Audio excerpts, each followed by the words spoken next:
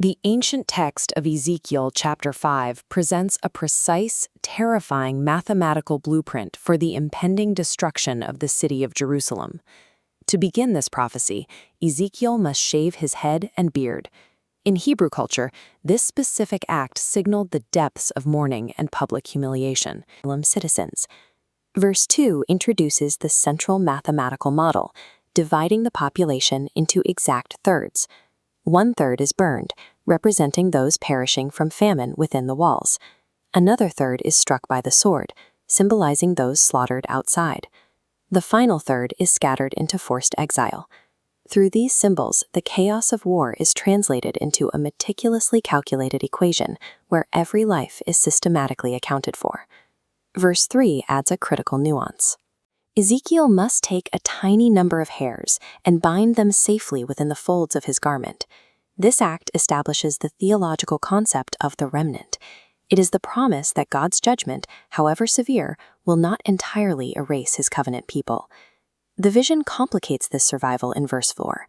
Ezekiel must take a portion of those bound hairs and cast them back into the fire. Survival in exile does not guarantee safety. The remaining remnant will continue to face trials, assimilation, and persecution within their captivity. Even in total destruction, the prophecy reveals a microscopic fraction preserved for covenantal continuity.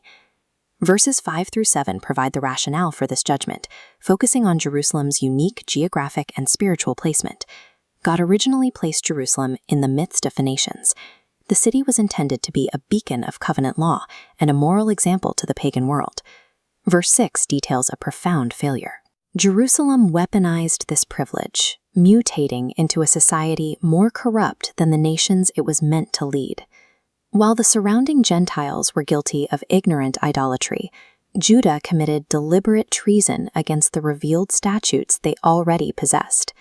The people who held the law of God and the presence of the temple became the most disobedient population in the region. This betrayal demonstrates that covenantal privilege demands a catastrophic judgment when the proximity to God is used to fuel rebellion. In verses 8 and 9, the Lord declares himself to be personally against Jerusalem, promising an unprecedented execution of justice. Verse 10 records the gruesome consequence: the fathers shall eat the sons. The famine of the siege will reach such depths that parents and children cannibalize one another to survive. The Babylonian destruction in 586 BC marks the first historical fulfillment of this nightmare. This prophetic blueprint established a pattern that repeated in AD 70 during the Roman destruction of the city. Under Titus, the Romans dismantled the sanctuary and the city, mimicking the devastation Ezekiel foresaw centuries earlier. The 1/3 metric defined in this text appears as a recurring shadow throughout Jewish history. During the Holocaust, roughly 6 million Jews, approximately 1/3 of the global Jewish population at the time, were annihilated, echoing the proportions of the ancient prophecy.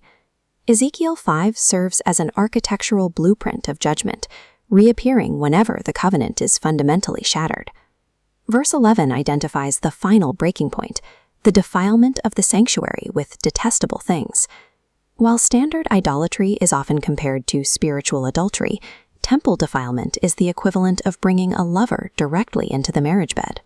By cross-referencing Ezekiel 8, we can map the specific abominations that desecrated these concentric zones of holiness.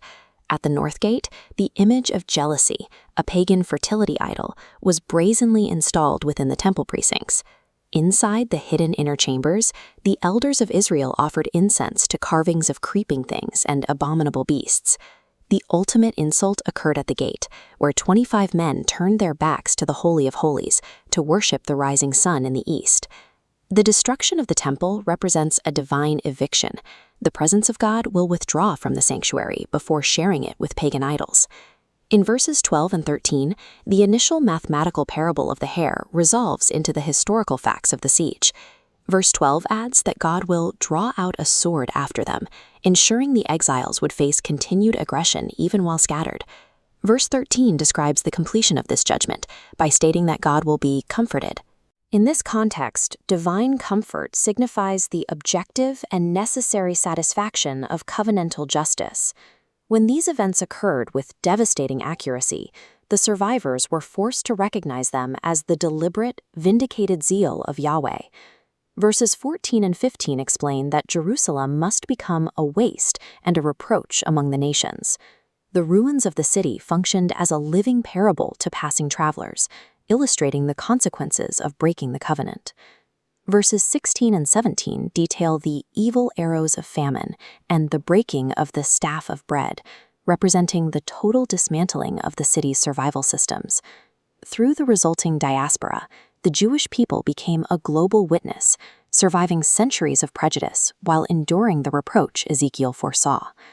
Today, Jerusalem remains a physical witness to this ancient text, a city marked by the history of its judgment and the continued presence of the covenant remnant.